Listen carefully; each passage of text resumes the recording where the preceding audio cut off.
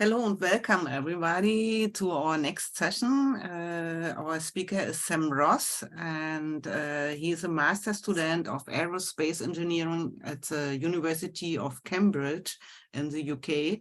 And he will talk about Syrtis or Syrtis, Martian thermal engineering for everyone. Sam, the stage is yours. Yeah, thanks, Sabine. So hi, everyone. I'm Sam. As you said, I'm a master's student from the UK. I'll be talking about Syrtis, which is a new software package for doing thermal engineering on Mars, but also talking about some of the really interesting conclusions and unintuitive results that come out of doing this, working in this field, and hopefully teach you something new. So just to start with, this is work through the Nexus Aurora group. We're an open source group doing space aircraft engineering, space mission engineering, concepts, software, hardware. You're welcome to join. There's information throughout the presentation. And a bit about myself. I'm a master's student at Cambridge. I'm studying aerothermal and nuclear engineering, and my personal focus is mostly on habitat systems engineering and ISRU, as well as thermal, which has been my focus for the past year or so.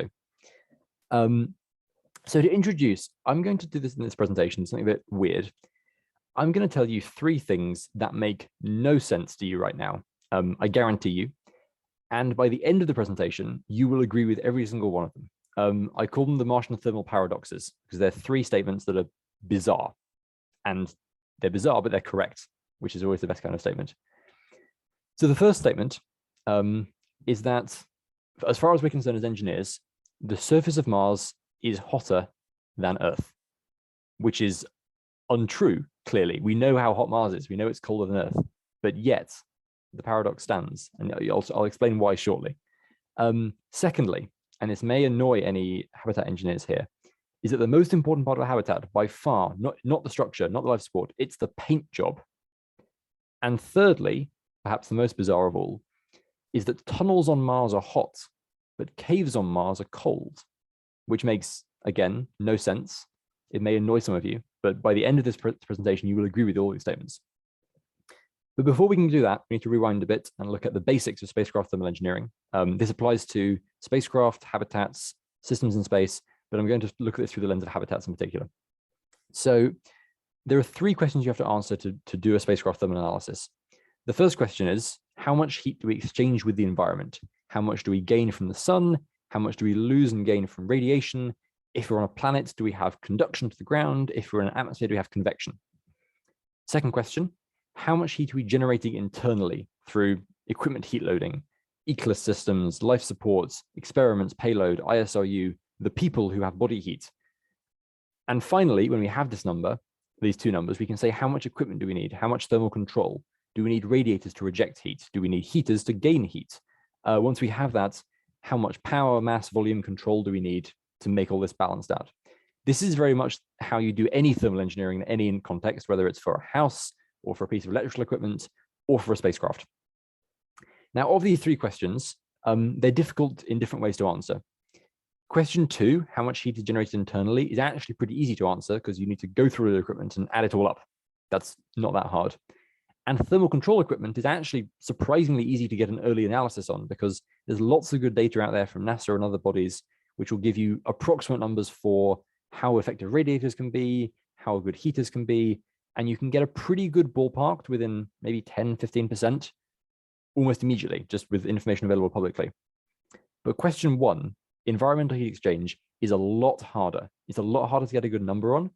And if you're doing a design, you can't ignore it and you can't get it wrong. Because if that's wrong, you can throw off the entire answer to question 3, how much exchange control equipment do we need?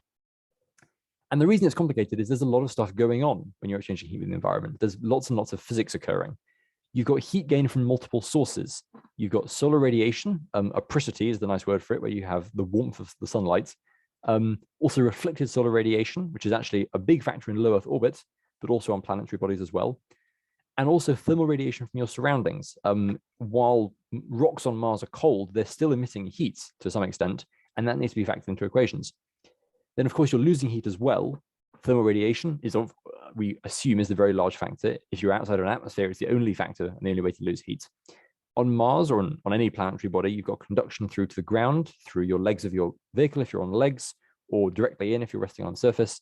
And for Mars in particular, as well as a few other bodies, Venus and Titan, you've got convection to the air. Now that's a lot of physics going on there. There's probably 4 discrete bits of physics occurring there that's quite hard to balance out. So you end up essentially with $1 million question, quite literally, if you're trying to build a system that may weigh 100 kilograms to send to Mars, how much heat is being exchanged? That's difficult to answer, and there's lots of ways to do it. The first way you can usually do is do it by hand. And these are actually some of my own calculations I've done earlier in the year. It's a pain in the ass. It's really slow. It's really boring. It's easy to make a mistake. And it's not that accurate. You can only do sort of first order models. You can't get the best accuracy you want. So you can go up the other end of the scale. You can knock out Thermal Desktop or ANSYS or any of the many, many tools that exist for doing this kind of analysis and say, right, we're going to find the answer categorically within 0.1%. That'll cost you $10,000 of software, or take 10 hours to run on a core accurately, and be a real pain to iterate on. You can't necessarily change a design quickly. It's great for your final phase of your design where you need to answer a question and say, here is how much heat we lose, but it's not good for design. We need something in the middle, something that's quick, something that's fairly accurate, and that can do design quickly. And that's what Syrtis is.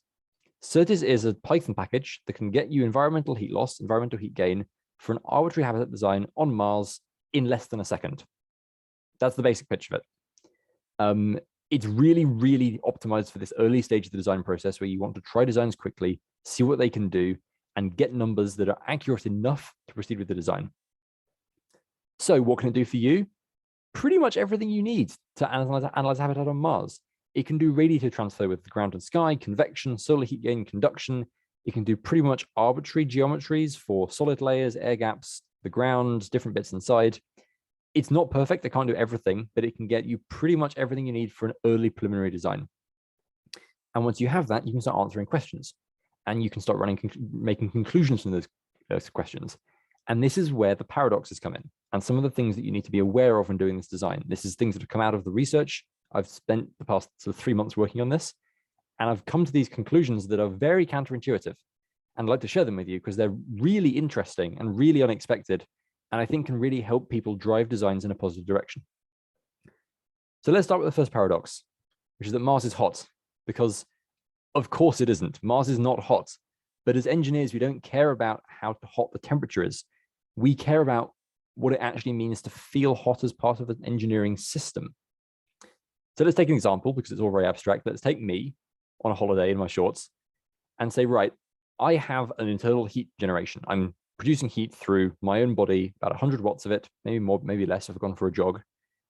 How does that affect my temperature and how I feel hot? So we can answer that and say, let's put me in 2 different situations.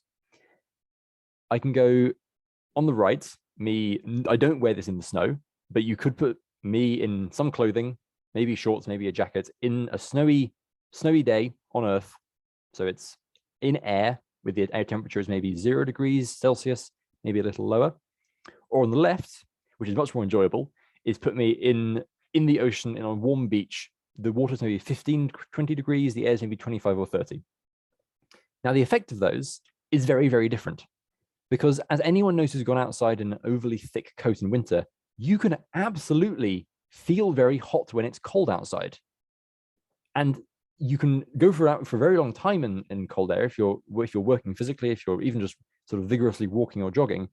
It doesn't really matter how cold it is in air, within reason, if it's not too windy, not too snowy. Whereas in water, even this sort of warm Mediterranean beach, it's 15, 20 degrees, you will die in 24 hours in the water because you're losing too much heat, which is counterintuitive because it's hotter. It's hotter than the snow. So what's different about these situations? And the answer is rate of heat loss. That's the real question here. We don't care about temperature. If you care about how hot you feel, environmental temperature isn't everything because we're making heat internally, both in our cells, but also in Martian habitats. What matters is how much you're losing heat to the environment, because if you can't lose heat effectively, even if it's cold outside, if you're wearing 10 layers of jacket, you will feel warm, regardless of how cold it is outside, because you just can't lose the body heat. And similarly, even if you're in a warm environment in a 25-degree pool, but you've got all this conduction through the water, you're going to feel cold. You're going to lose heat very quickly until you eventually get hypothermia in 25-degree water. which feels bizarre, but that's the truth of the matter. And here's the pinch. Mars is the first category. It's not cold and easy to lose heat. It's cold, but it's really hard to lose heat on Mars. And there's two reasons for that, in effect. The first one is the atmosphere is really thin. So convection loss from wind and atmosphere moving heat away is very low compared to Earth. It's orders of magnitude lower for an equivalent building. And secondly, conduction through the soil, which is a big heat loss for buildings. You've probably felt it if you've been in a house with cold floors, is also really low. And I'll get back to that second point about how Martian soil is very non-conductive in a minute. But the rub of it is you're gaining heat from solar heating, from the sun and from internal systems, and losing that heat is very hard. So just like wrapping up in lots of layers, you feel hotter. Mars is hot because you can't lose the heat. And because we have Syrtis in our toolbox, we can answer very effectively just how difficult it is to lose heat and just how hot Mars is. So let's run a simulation. Let's take a habitat. This is roughly the size of the Mars Direct habitat. It's about 7 meters wide, about 8 meters tall. We've laid it on its side because it makes it more interesting. The wall is a couple of layers of metal, a bit of layer of plastic in the middle, and some foam for structural strength. You can change this. Syrtis can handle any geometry pretty much. Change the materials, change whatever you want. So how hot does this get? Well, the answer is really hot. If you have this habitat sitting on the surface of Mars, it's going to gain heat. These numbers are negative because heat is flowing into the habitat, and that's not what the software assumes is going to happen. If you just left this, an empty cylinder, nothing inside, and just walked away, it's going to heat up to maybe 50 or 60 Celsius, so 120, 150 Fahrenheit. That's crazy. Mars is hot. And you might say, well, this is a freak day. Clearly, it's just a very warm day on Mars. No. If you put it on Mount Sharp, where we have good data from Curiosity's REMS experiment, you can look at data over the year and say, even in the middle of winter, at noon, you're gaining heat. And it's actually such a severe effect that in summer, over the course of the whole day, if you plot out the graph, you're gaining heat over the entire day. You have to lose heat. You can't just rely on night being cold enough, which is a crazy effect. Mars is hot for this practical situation, which you'd never expect to see. And what we can do with Syrtis as well is you can take these numbers and say, well, let's drill into it. Let's actually see where this is coming from, because this is unexpected. And we say, well, here's a graph. We're gaining a lot of heat from sunlight. Direct solar gain and indirect solar gain is this sunlight falling directly on the habitat versus being reflected from the ground and up again. That's enormous. We're looking at sort of 5 or 6 kilowatts per mechanism. And then we've also got not much radiative loss. Well, that's interesting, because I thought we said that the radiation was a big effect. What's going on here? Something's up. Something's gotten tricky. And the answer is our second paradox, painting the habitat. We've got a situation here where it's completely against our intuition. Radiative losses are really small. Our assumption about the relative size of these things, we thought the convection would be tiny. That was wrong. We're completely wrong about that. And solar heat gain is enormous. It's an enormous factor. What is happening? And the answer is, I pulled a sleight of hand trick, because that's all the best examples do that. It's about surface finish and surface coating. So surface coating is an enormous factor for thermal engineering. And I've got some examples here of how it's important. There are two factors going on here. We've got heat gain from solar heating, radiative gain. So the number here is absorptivity, the alpha, the first column of numbers. The higher that is, the more energy you gain from heat, from sunlight even. The second number is radiative loss, which can be a source of loss if the emissivity is high enough. Emissivity is the epsilon, second column of numbers. And it's the ratio of those two that is a really key parameter. If you have a low value of that ratio, for example, titanium dioxide coating, as is used on spacecraft currently to reduce heat, you're going to be absorbing very little and emitting a huge amount. But if you're using polished aluminium or polished gold, like on the Apollo lunar lander, you're gaining a huge amount of heat and losing almost nothing. So let's see the effect of that. Let's try it out in the habitat. Here's our original design with its lovely shiny aluminium skin. I didn't mention that because it wasn't important. We didn't think. But it turns out, if we paint that with titanium dioxide, beta cloth, whatever you want to call it, this happens. Wow. We've managed to put 200 microns of paint, maybe a few kilograms of paint on the whole system, and lose 75 kilowatts of heat. That's as much energy as the ISS generates electrically, total, just on heaters. That's wild. And if you put them next to each other, you can see how stark this is. Going from this unpainted, shiny thing to the painted one is an enormous effect. So forget insulation, forget any of these clever tricks with heat pipes and heat switches to control the temperature. Just paint it. That's the way to control temperature on a Martian habitat. And that's really unexpected. You wouldn't assume that to be the case at all. But it's because of Syrtis and because of the ability to actually run these numbers that you can find it out. Now, the third point, which there's no nice segue between, is about underground things. And this is, in my opinion, the most surprising part of all. I said at the start that Martian tunnels are hot. That is categorically untrue. Regolith is cold, as far as we understand. There's not great numbers on it, but it seems like the Martian regolith is about -80°C, which is some number in Fahrenheit, 200 Kelvin. It gets a bit hotter as you go deeper, but that's the rough numbers. Now, the same rules about heat loss apply underground as above ground. If you can't lose heat effectively and you're producing heat internally, you're going to heat up. I've used heat too many times there, but it's a sloppy language. But that's the situation. You can't lose the heat power, so your temperature increases. Now, you might think there's no sunlight underground, so there's no heat gain. So maybe we're going to have a massive net heat loss out.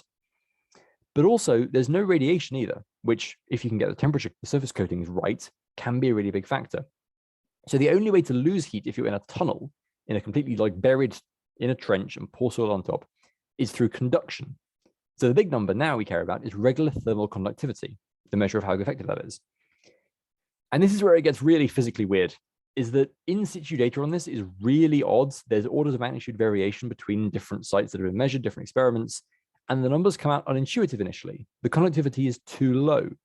You're seeing these numbers that come out, and it's like, this is about the same as polystyrene foam. That can't be right. This is soil. We expect it to be 10 or 100 times more. But this is a granular material, so it behaves strangely. We're not just looking at a single bulk layer of rock. If you're looking at a habitat that is maybe 2 meters below the soil, so you're going from down here up to the surface, you're not going through a single 2-meter layer of rock. You're going through all these little grains and all the contact resistance between them and all the little gas pockets, which this diagram shows very nicely. And that really adds up.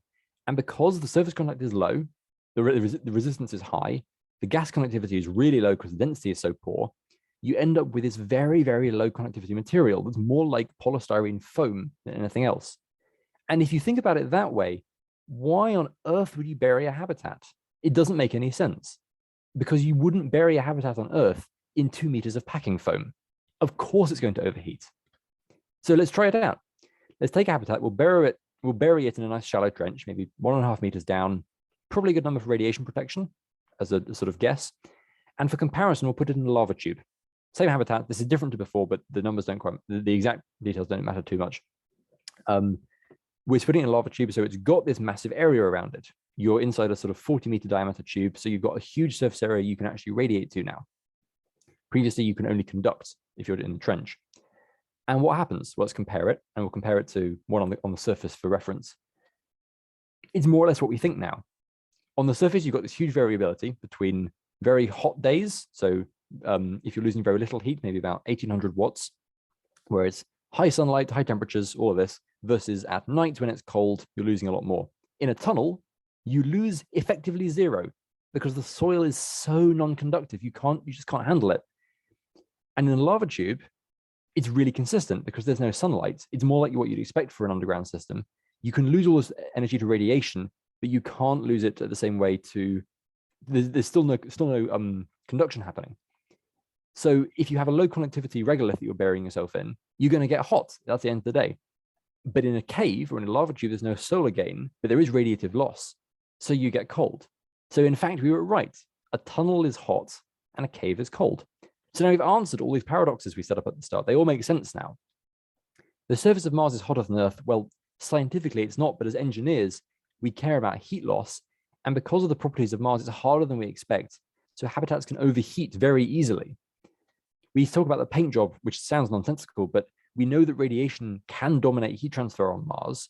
And the critical parameters here are surface finish parameters rather than being bulk material parameters. So you care about painting a lot. And finally, for underground things, we now understand that the regular thermal conductivity is a real sort of dominating factor for tunnel habitats. But for cave habitats, you've got radiation, you can do much more with it. Now, of course, the real lessons weren't these lessons, much interesting though they are. The real lesson is that thermal engineering on Mars can be really unintuitive. It can really go against what you expect is going to happen. And having this understanding and having especially simulation tools that can tell you the answer when you need to know it is really critical. If you don't have that, you can really screw yourself over by assuming radiation is large, we neglect everything else, and it's going to be conducting out through the soil. That's going to be fine. And all of a sudden you land and your astronauts baked to death. That's not good. You want to be able to have this understanding early in the design process, simulation early in the design process, to have these intelligent questions, have a proper iterative design loop. And Syrtis has that. It's got simulation, it's got insight that you can build very quickly, and you can get it right now. It's on Python. So it's available to try out. It's available to use for everyone. It's open source, it's free to just try out, give it a spin, see what it can do for you, and see if you've got an idea for a habitat, does it hold up thermally? If it's underground, chances are it doesn't. And you may not expect that because you may just assume that on Earth, it may be fine. And well, the rock's cold, so of course it's going to be fine. In the long run, it won't. In the long run, the conductivity is so low, you're going to bake your astronauts in their little tunnel, which is going to be a disastrous outcome. And your whole design that's predicated on tunnels are better because of radiation has a massive barrier. You have to answer these questions early on. And unless you have simulation and good data and good physics behind you, you can't provide a convincing answer. So what Syrtis offers is, yeah, it's the answer. It's not the answer. It's a part of a package that gives you the answer. And it's giving you, if you're a designer of habitats or a designer of surface systems, another tool to say your design is good, to evaluate your performance and work out if you're actually good for thermals or if it's all junk, or if you need to improve on certain points or what you can change to make it better. It gives you evolutionary design. It gives you the chance to make these insights, to understand these paradoxes that are so bizarre and counterintuitive, and to really excel yourself and excel your design as best as it can be. That's all I've got for slides. I can talk about this for hours if you've got questions. The link here, the QR code, is for the GitHub page for the project if you want to try the code out yourself. I'm also available to take questions now, or through Nexus Aurora on the Discord server we have, nexusaurora.com. Please check it out. And that's all. That's all I've got. So if there's any questions from the chat now, I can take them. Thank you so much really for this well understandable lecture. You're a really good teacher. Yeah, really, it was really excellent. Are there any questions?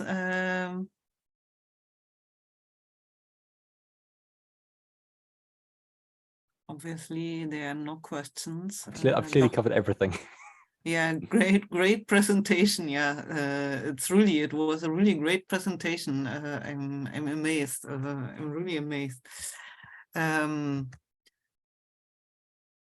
If there are no questions, but yeah, I would like to thank you for this really excellent presentation. I really enjoyed it. And there are more. Thank you so much. Comments. Yeah, thank you, everybody. So thank you for being here with us, for giving this good, really excellent lecture. And thank you to everyone for joining us. And I hope to see you in one of the next lectures. And yeah, thank you again. Thank you so much. And I would encourage, if you want to try it out, the software is available. If you use Python, you can use the software. It's easy and it's free. So give it a try. There's no cost. Okay, thank you. Thank you so much. Bye. Bye.